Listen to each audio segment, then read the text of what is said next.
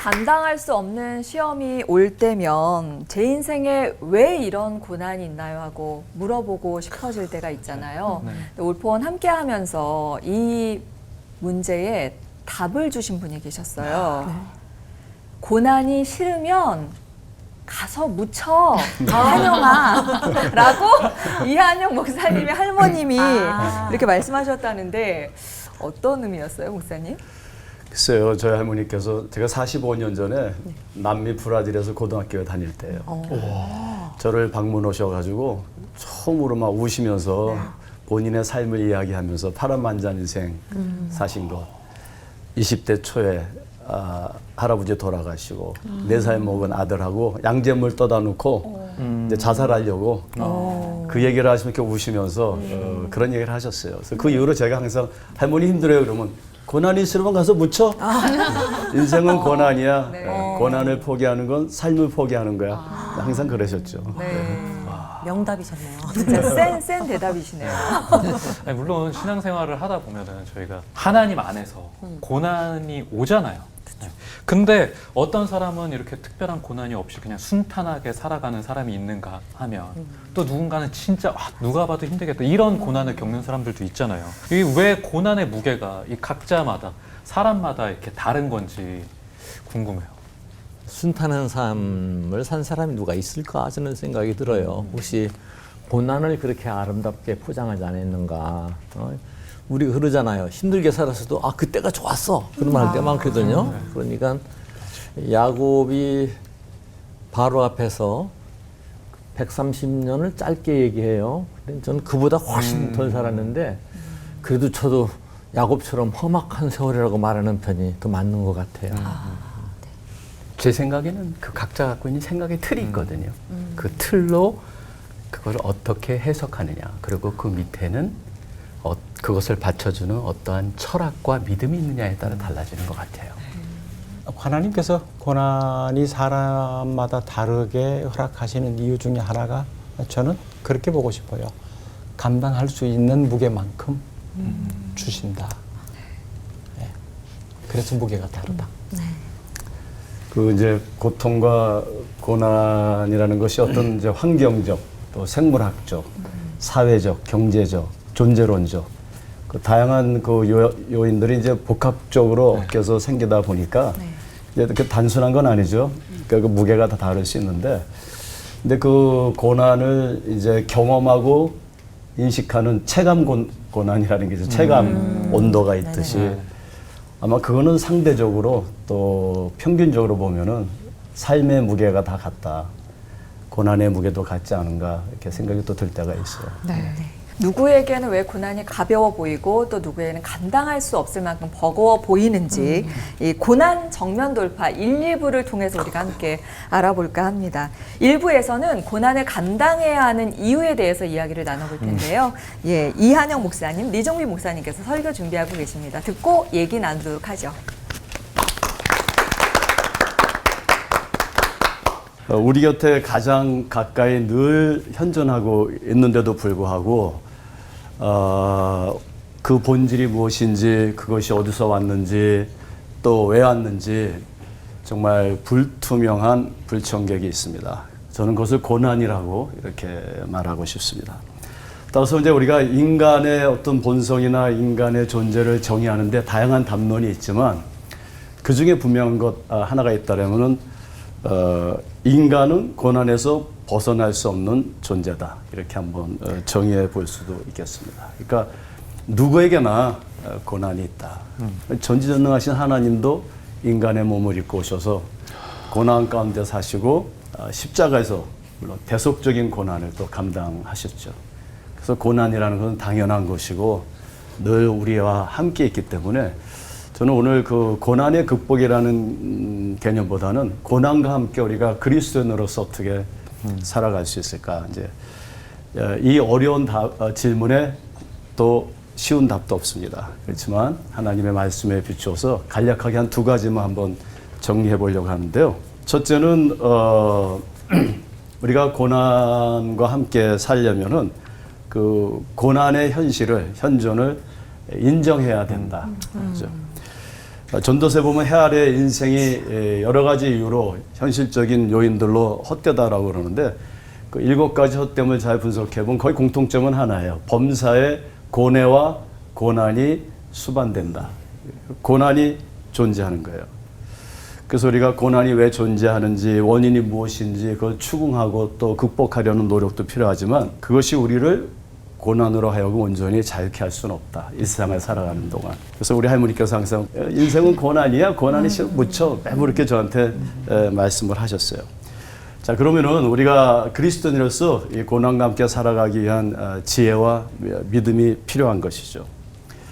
예수님께서는 십자가의 고통 가운데서 다 이루셨다. 이렇게 말씀하셨고요. 또 우리가 잘 아는 히브리서 12장에 보면은 그 고난의 십자가를 잘 참으셨다. 그래서 고난 앞에서는요, 참는다, 인내한다, 이루었다, 이러라는 이런 단어가 성경에 많이 나옵니다. 그래서 첫 번째는요, 우리가 고난 앞에서 그것을 인정하고 잘 참고 인내해야 된다. 믿음으로. 그냥 헛된 믿음이 아니고요. 부활의 믿음을 가지고 또 구속의 하나님의 은혜의 믿음을 가지고 잘 참아야 된다. 얼마만큼 참으면 될까요? 제가 보장해드리는데 120년만 참으면 됩니다. 그죠? 둘째 마지막으로는요, 그리스도인들은 이제 고난 앞에서 힘들죠, 아프죠. 그렇지만 그 고난을 성화시켜야 된다. 우리에게 고난이 닥쳐왔을 때 아플 수밖에 없고 따라서 우리가 원인을 찾고 그것을 해결하려는 노력이 우리에게 필요합니다. 그러나 그렇다고 해서 고난이 다 사라지는 건 아니죠. 해결될 수 있는 것은 아니에요. 어떤 사람들은 이제 고난이 왔을 때 하나님과 사람들을 환경을 원망하고 좌절하고 삶을 포기하기도 합니다. 이해가 될 수 있어요. 또한 어떤 사람들은 그 마음의 상처를 품고 증오와 그리고 비판과 폭행으로 만사를 대하는 것을 볼 수 있어요. 그런가 하면 어떤 분들은 그 고통과 아픔의 상처를 그냥 껴안고 또 그것을 부정하기 위해서 술과 마약에 이렇게 중독되어서 정말 패망의 늪으로 빠지는 것을 우리가 볼 수 있어요. 우리 아마 2023년도에 그 신림동에서 그 조무슨 씨가 칼부림을 해서 이제 3명이 다치고 무고한 청년, 20대 청년이 죽었어요. 근데 제가 TV에 인터뷰하는 거를 이렇게 들었는데 왜 그런 일을 했냐 그랬더니 이렇게 얘기했어요. 내가 불행해서 남들도 불행하게 만들고 싶었다 그랬어요. 우리가 고통 가운데 고난 가운데 있을 때 내가 고통스럽고 고난 속에 있으니까 하나님을 원망하고 사람을 원망하고 또 다른 사람들이 고통받기를 원하고 그렇게 확장시키는 것이 아니라 우리 그리스도인들은 그 고난을 믿음으로 성화시켜야 됩니다. 그래서 전도서 7장 14절 상반절에 아주 실용적인 고난 앞에서의 우리 삶의 원리를 하나님께서 계시해 주셨어요. 형통한 날에는 기뻐하고 공고한 날에는 뭐요? 돌아보아라.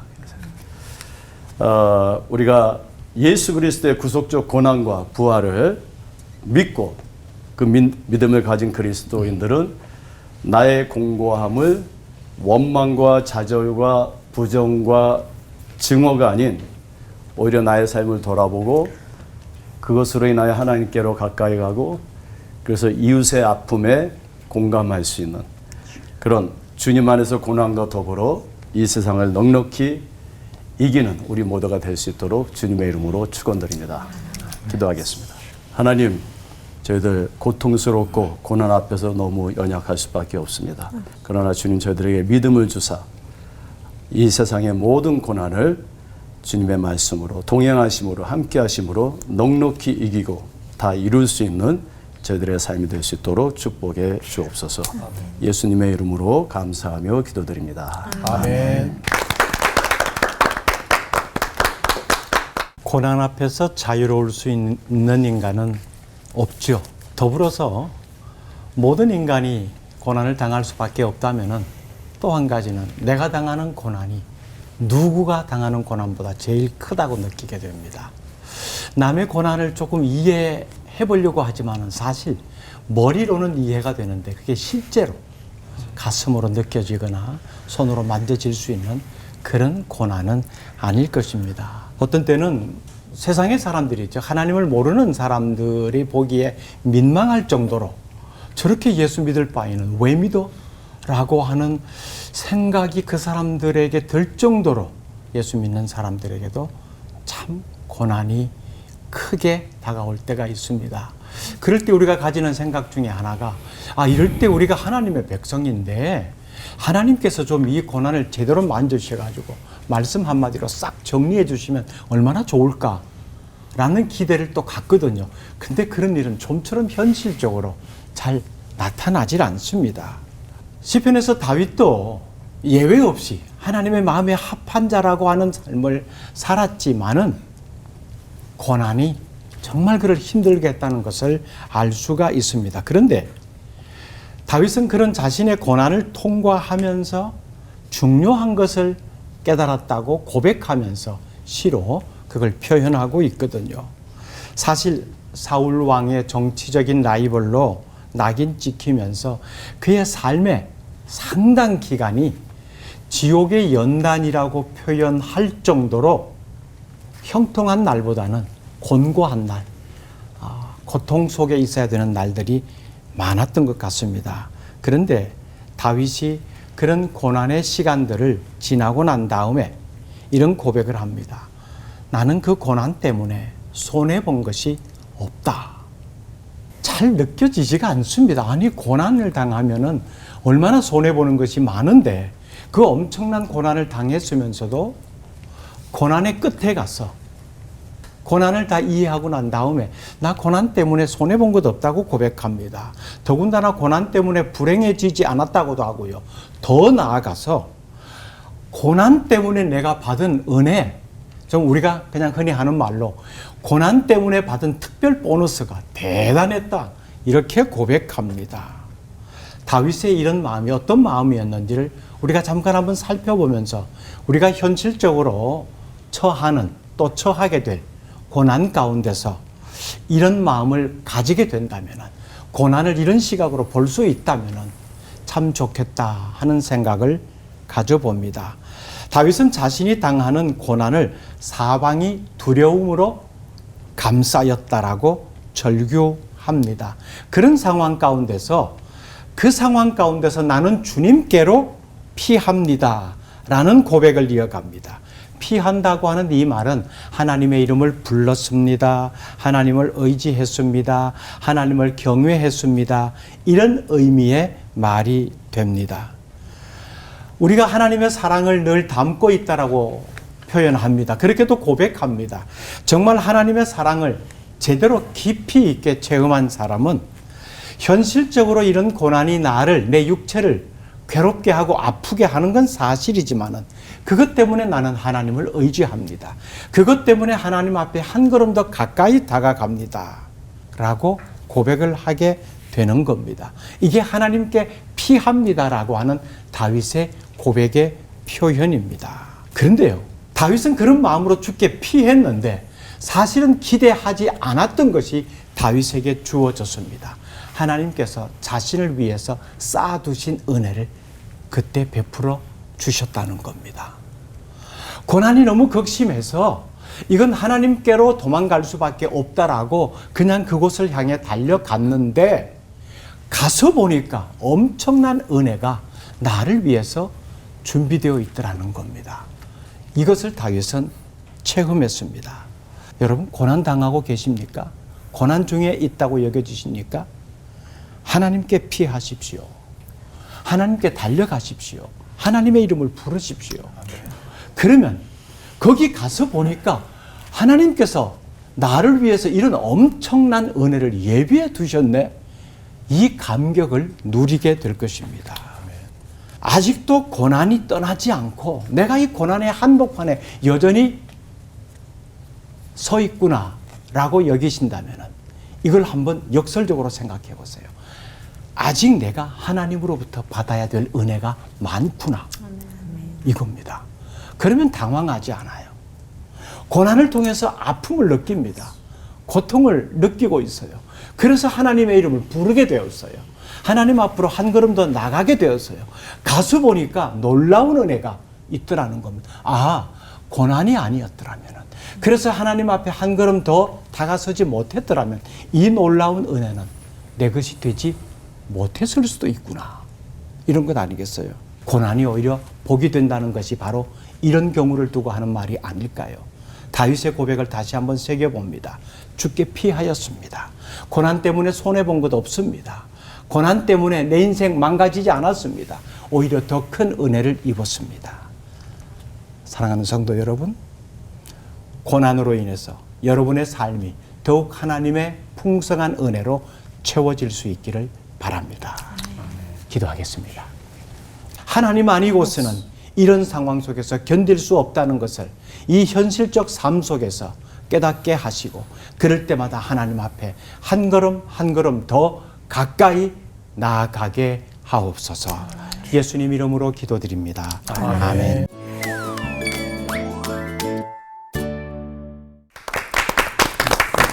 엄청난 고난이 다가올 때는 우리는 피할 곳이 있다. 그리고 하나님께서 준비해 두신 엄청난 은혜가 있다. 이 말씀이 또 위안이 되는 것 같습니다. 누구도 대신해 줄 수 없는 고난이 오면은 제일 먼저 하는 말이 그거잖아요. 내가 뭐 잘못했나? 맞아. 하나님 왜 저한테 이러세요? 이런 말이 절로 나오는 것 같아요. 많이 쓰는 말 중에 그 스불제라고 있잖아요. 스불제. 스불제요. 젊은 사람들 많이 써요. 많이 안 써요 우리는. 뭔지 네, 모르겠어요. 역시 젊은 저만 쓰고 있나 보다. 네. 처음 알았어요. 스스로 불러온 재앙이거나 아니면 뭐 언어유적으로 복불제, 복음이 불러온 재앙인지 고난이 어디서부터 왔나 그런 생각에 빠지게 되는데 이 당연한 고난도 있을 수 있겠지만 이 고난은 조금 좀 이렇게 좀 애매한 고난도 굉장히 좀 많을 수 있을 것 같은데 우리 두 분 목사님은 어떻게 생각하시는지 좀 듣고 싶습니다. 설교를 하신 두 분 목사님께 먼저 들어볼게요. 글쎄요, 이제 거기에 대해서 우리가 뭐 이제 신학적으로 단일한 답을 줄 수도 있어요. 기원에 대해서 인간의 뭐 원죄라든가. 근데 이제 우리가 이렇게 이분법적이고 단일적인 답은 우리가 좀 조심해야 되고 또 많이 깊은 생각이 필요합니다. 뭐 이러한 그 논의 자체가 정말 고통 가운데 있는 사람들에게는 더 큰 상처가 될 수 있고 전혀 위로가 될 수가 없어요. 그래서 우리가 좀 더 복합적으로 생각해 볼 수 있는데 근데 어디서 왔느냐? 저도 그 답이 참 힘들어서 오늘 정말 오기 싫었습니다. 역시 해주셨어요. 네, 억지로 왔어요. 발걸음이 고난. 네, 발걸음 자체가 고난이었어요.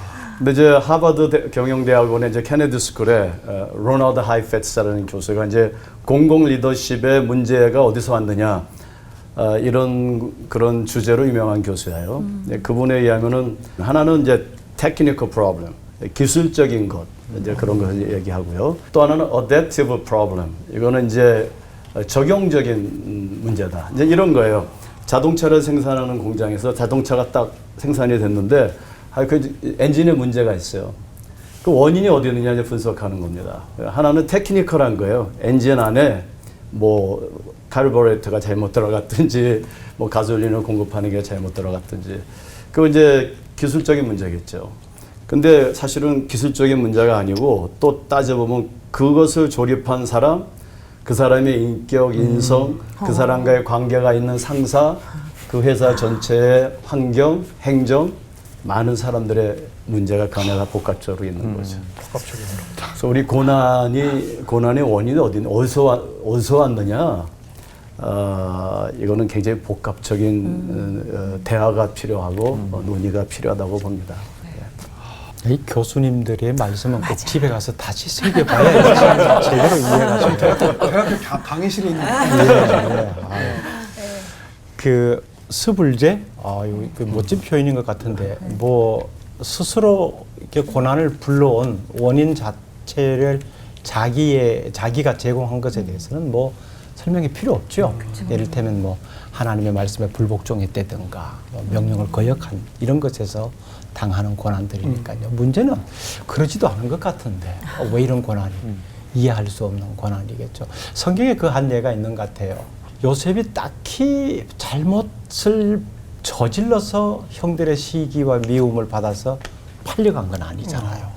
나름대로 자기는 뭐 형들과 잘 지내고 했는데 그냥 그런 상황에 맞닥뜨렸단 말이에요. 그러면은 그 현실적 상황에서 요셉은 자기 인생 끝이에요. 노예로 팔려갔다는 거. 근데 묘하죠. 저는 하나님의 타이밍이란 게 정말 놀랍습니다. 인간의 이야기가 딱 끝나는 시점에서 하나님의 이야기가 시작되게 되는 거거든요. 그러니까 이런 것 보면은 자, 이거 이해할 수 없는 이런 원인, 왜 이런 고난이 올까? 아, 이 상황 속에서 하나님의 스토리, 이야기가 어떻게 전개될까? 이것이 기대가 되는 거예요. 네. 그 원인이 명확한지는 모르지만은 하나님의 이야기가 쭉 전개되고 난 다음에 한참 뒤에 가서 보면, 이야, 아, 그랬구나. 아, 그런 이유 때문에 굳이 꼭 내가 잘못해서가 아니라 하나님의 위대하심과 하나님의 섭리와 하나님의 손길의 간섭하심, 이걸 제대로 보여주시기 위해서 상황적으로는 고난 속으로 몰아넣으신 거구나 하는 것도 이해할 수 있지 않나 싶어요. 그래서 인간의 어떤 의지와 노력, 다시 말하면 인간의 이야기가 끝나는 시점에서 하나님의 이야기가 시작되는 요 타이밍, 그걸 좀 한번 잘 헤아렸으면 좋겠어요. 너무나 귀에 쏙 들어오면서 이건 집에 가서 다시 되짚지 않아요. 예, 두 목사님 이야기를 집에 가서 다 종합하시면 굉장히 또 은혜로운 큽니다. 이야기가 네. 될 겁니다. 참 어렵게는 미안. 네. 참 진짜 하나님은 신실하시고 오르신데 이런 생각들이 어렸을 때 자주 들었던 것 같아요. 하나님께서는 진짜 전지전능하신 분인데 왜 고난을 이렇게 처음부터 고난을 없게 해주셨으면 좋지 않았을까라는 생각도 하면서 가끔 뭐 교회나 이렇게 보면 아휴 저분은 정말 어떡하지, 저분의 고난 너무 이렇게 힘들어 보시는데 하나님께서 왜 그냥 두시는 것 같지? 라고 생각할 때가 있는데 그걸 어떻게 해석을 하는 게 좋으며 또 어떻게 다가가야 될까 궁금합니다.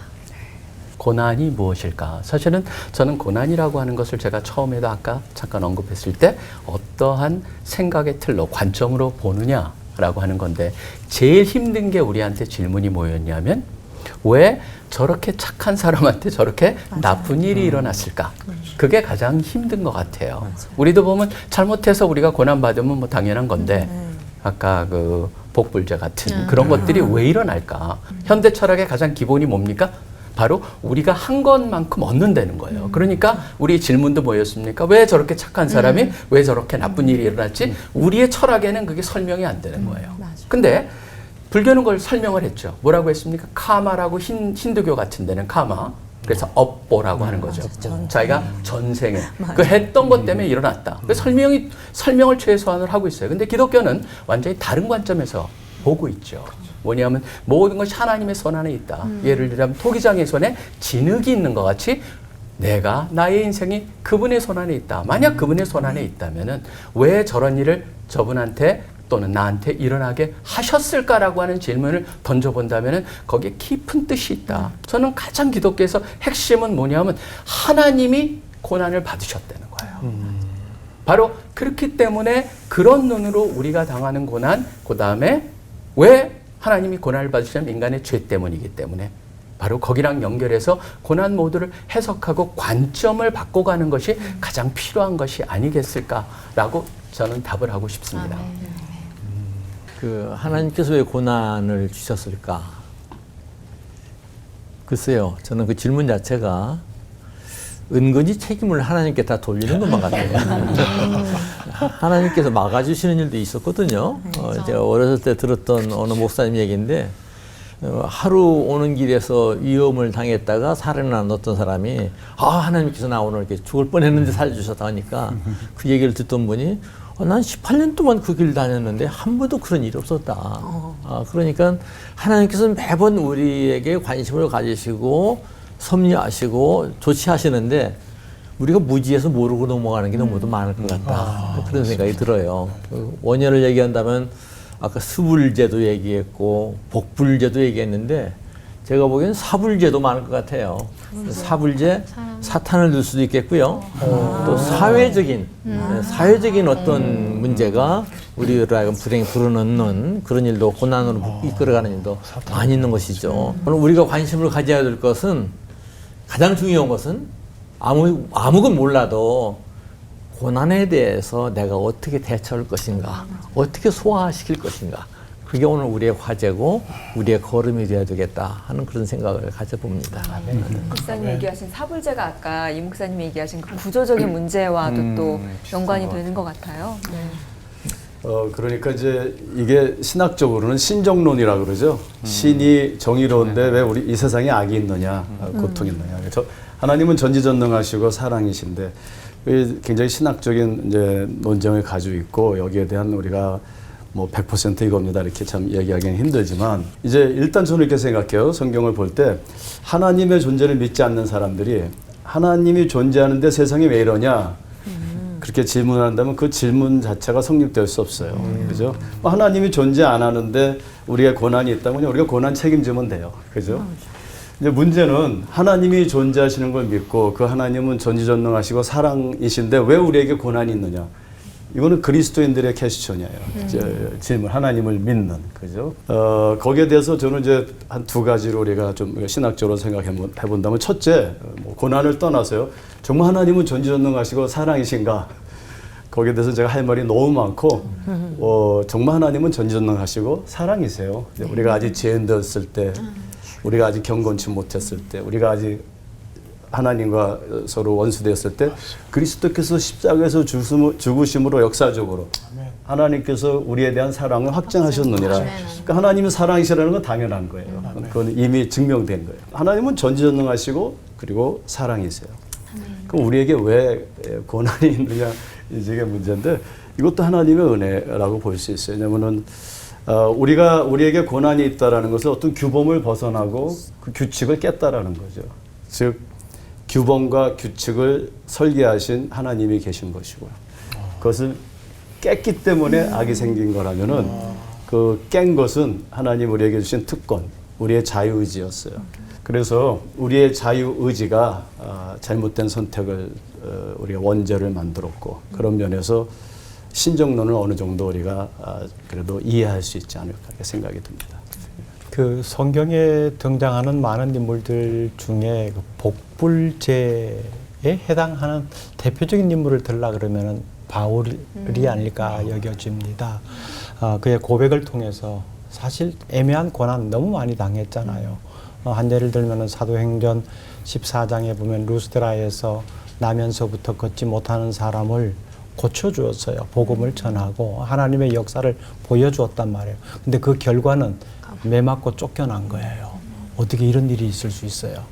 그 정도 하나님을 위해서 큰 일을 했으면 저는 성경이 좀 이렇게 기록해 줬더라면 이에 바울을 때리고 쫓아낸 모든 자들의 팔과 눈이 부러지고 멀어졌더라. 이렇게 좀 신나잖아요. 그러면 애매하게 당하는 고난 내가 한번 당할 만하다 하는데 아니잖아요.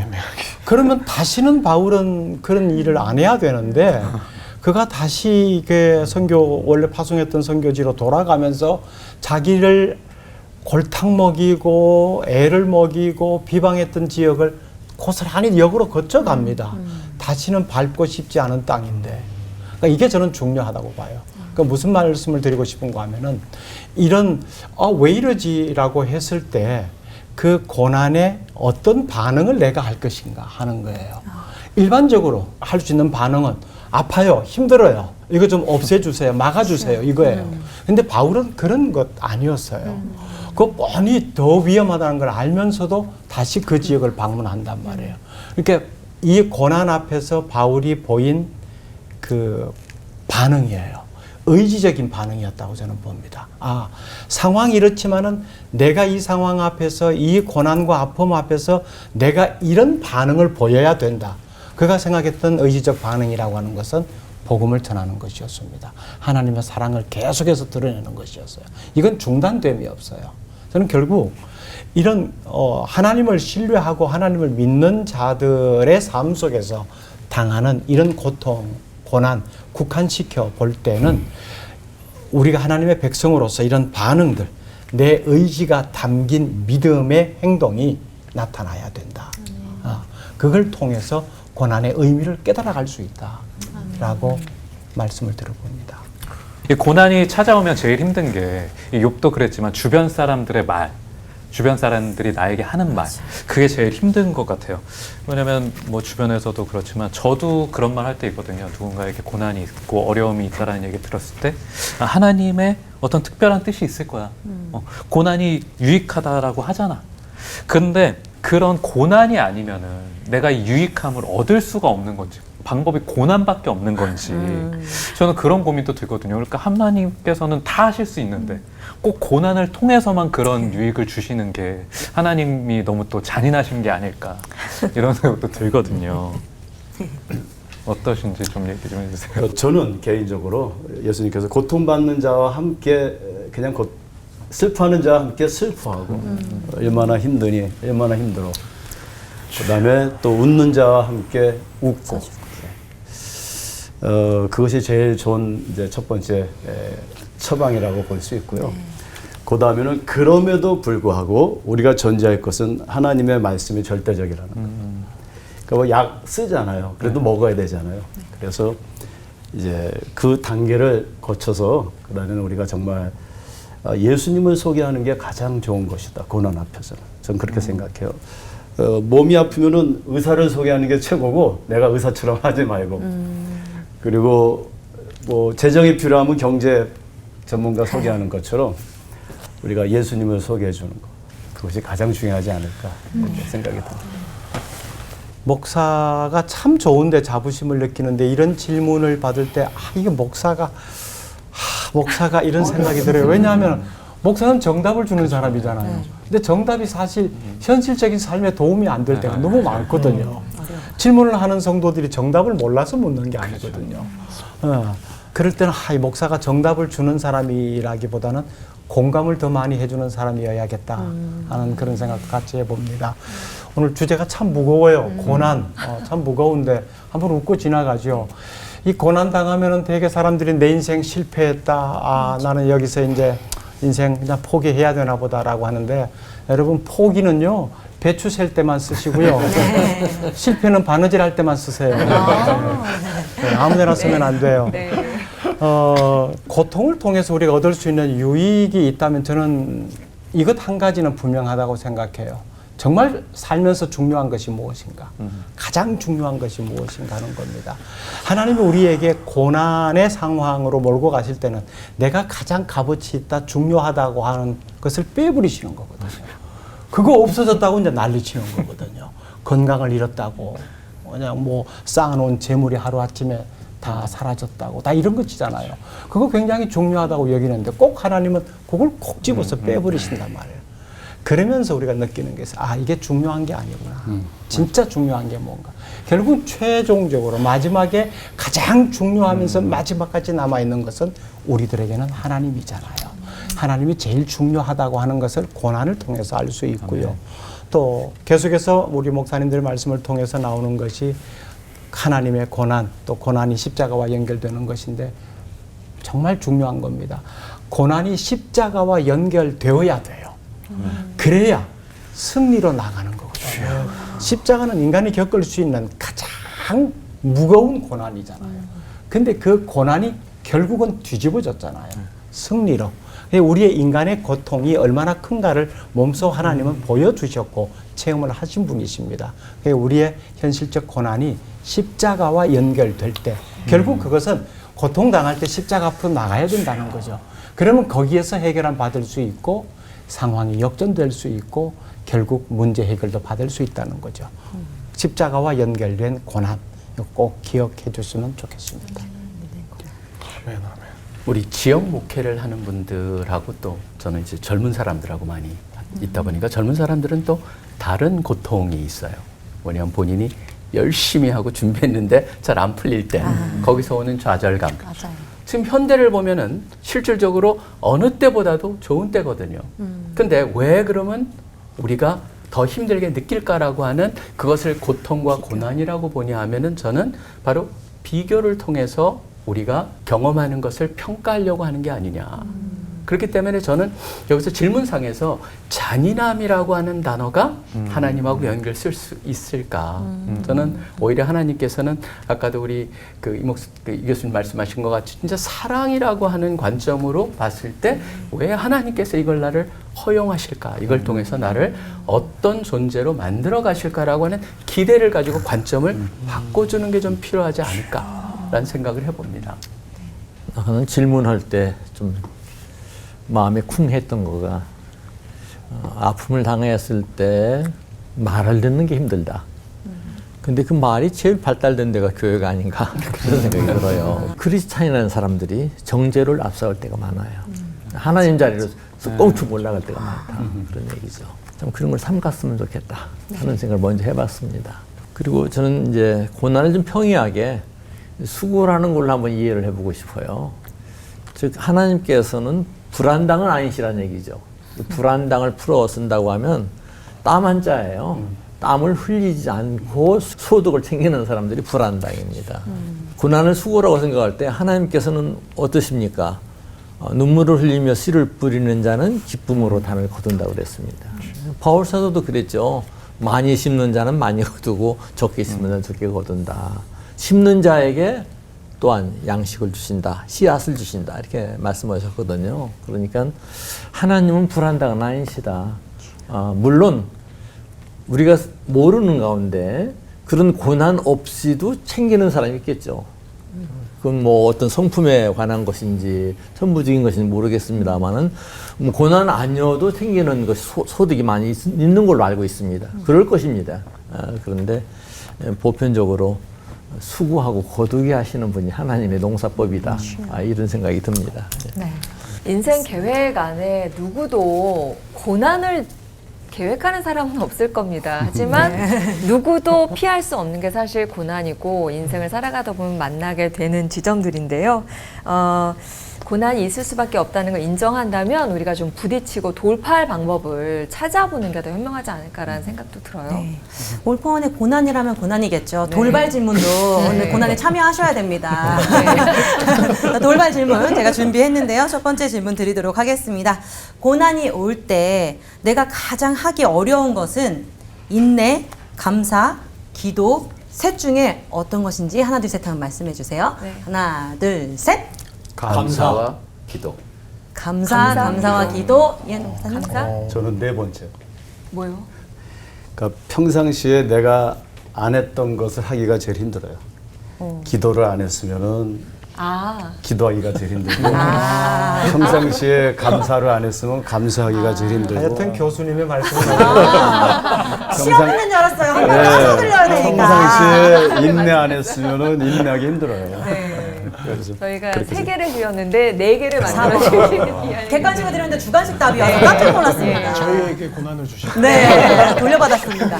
감사를 선택하신 분이 두 분이 계셨고 기도로 감사와 기도. 네. 네. 어렵기 때문에 감사하기 힘들고 네. 감사가 힘들어지면 기도도 힘들어진다. 힘들고. 그런 것이죠.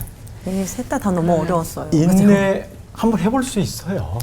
예, 기도 뭐 일상의 삶으로 이어지는 거니까 그것도 뭐 어쨌든 또 목사로서 또 정답을 알고 있는 사람으로서 해주는데 정답을 알고 있음에도 불구하고 이 상황에서 감사는 진짜 어려워요. 뭐가 감사해요?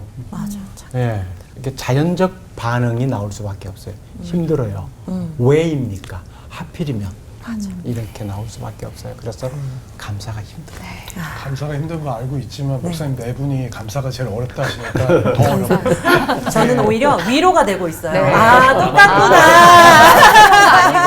그래서 네. 좀 평상시에 네. 관습을 가져야 돼요. 저는 무조건 아침에 일어나면 네.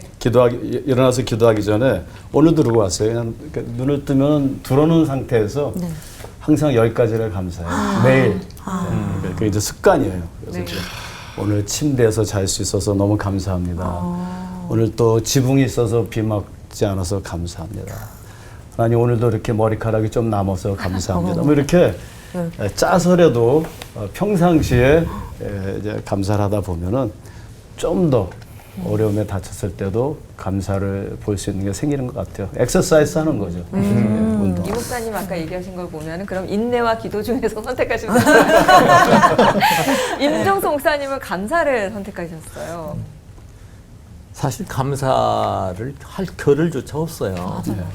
내가 뭘 잘못했지? 내가 어떻게 살았나? 그런 생각이 먼저 앞서기 때문에 그럴 겨를이 없는 것 같아요. 네. 그것도 기도라면 이제 기도겠습니다만 네. 어떤 일을 당할 때 자신을 먼저 돌아보게 되죠. 네. 그게 가장 급하죠. 분명 우리가 고난의 순간에는 해석할 수 없는 걸 지나고 나서 해석하는 그런 순간이 오는구나라는 생각이 들고, 지금 이 순간 또 고난 가운데 계신 우리의 이웃들이 분명 지금 이 시간에도 있을 거라 생각하는데요. 네. 그분들의 고통, 고난 어떻게 함께 할 수 있을까라는 고민도 좀 되네요. 맞아요. 저도 딱 그 생각을 했던 것 같은데, 언제나 늘 성도님들과 함께 하신 우리 목사님들께서는 제일 아파했던 그 성도의 고난이 있으셨을 때 그때 어떻게 하셨고 또 그 과정을 어떻게 헤쳐나가셨었는지 궁금합니다. 사실 저는 33년 동안 목회를 한 셈인데요. 행복한 목회자죠, 어쩌면.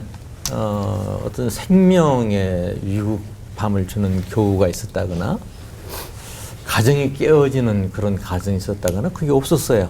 지나간 다음에 알았습니다. 그리고 저 자신 좀 충격을 받았는데, 제가 어린이 교회로 시작해서 그런지 한 2가정쯤 그 어린아이가 온전치 못해가지고 힘들어하는, 한 아이는 갔고요. 한 아이는 지금도 있는데 다른 거 아니죠. 같이 아파하고 같이 기도하고 그 위도 그 아래도 아닌 것 같습니다. 그런 정도입니다. 저는 이 목사님 말씀하신 거랑 굉장히 유사한 케이스가 있는데, 주위 사람이 보기에는 그 사람이 얼마나 힘들까. 그래서 안타까움. 왜냐하면 이분 같은 경우에는 미국에서 뭐 전 세계에서 가장 좋은 대학이라는데 거기서 굉장히 힘든 공부를 해가지고 굉장히 높은 직에 있고, 부인 되시는 분도 아주 뛰어난 분이고 집안도 양쪽이 굉장히 다 경건하고 참 좋은 분이세요. 세상적으로 봤을 때도 그렇고. 그런데 이 두 분이 첫째 딸을 낳았을 때 다운 증후군이 굉장히 심한 애였어요. 그래서 의사가 이미 배 안에 있을 때부터 얘는 나면은 다운 증후군이 있으니까 얼마 못 살 거다. 근데 이분들이 그걸 받아들인 거예요. 받아들여가지고 애가 나왔는데, 우리 같이 제가 싱가포르에 있을 때 같이 만나면 성경부를 하는데, 딴 사람들은 마음속에 좀 안타까움이 있어요. 그분들을 향해서. 근데 그분들은 얼마나 애를 정성껏 키웠는지, 사실 지금 40이 지났는데 애가 지금도 건강해요. 건강하고 그 아이는 지금 그런 제한된 일을 하면서 사실 조금씩 이렇게 돈도 벌면서 살 수 있게 됐는데, 사실 제가 그걸 보면서 주위 사람들은 굉장히 얼마나 힘들까. 근데 이분은 애를 갖다 낳자마자부터 이름을 뭐라고 그러냐면 그레이스라고 졌어요. 은혜라고. 그분들이 이름을 짓고 그 아이를 진짜 하나님이 주신 은혜라고 받아들이면서 키우는 걸 보면서 저희는 굉장히 마음속에 오히려 위로가 되고 감사가 되더라고요. 결국 그래서 제가 이 고난과 고통이라고 하는 건 결국은 관점의 문제가 아닌가라는 생각을 계속적으로 하게 만드는 계기가 됐던 것, 그 중에 하나가 바로 그분의 케이스였습니다. 고난당하는 성도들에게 어떻게 도움을 주고 어떻게 그 고난을 함께 이겨냈는가 보다는, 고난당하는 성도가 어떻게 그 고난을 이겨내고 있는가, 그러니까 이겨냈는가 하는 그 과정을 보면서 제가 큰 도전을 받았던 적이 있습니다. 어느 한 집사님이 조그마한 사업체를 경영하고 있었는데, 뭐 직원이라 그래봐 10명 남짓 하는 그런 작은 가게였습니다. 근데 사업이 점점 어려워졌어요. 그래서 있던 직원들을 하나씩 둘씩 내보내야 되는데, 오랫동안 같이 있던 직원들이라 정도 많이 들고 여기서 나가면 다른 곳에 취업하기가 어렵다는 걸 알기 때문에 조금씩 월급을 줄여가면서 같이 끝까지 가보자 했는데 도저히 버틸 수 없는 상황까지 왔어요.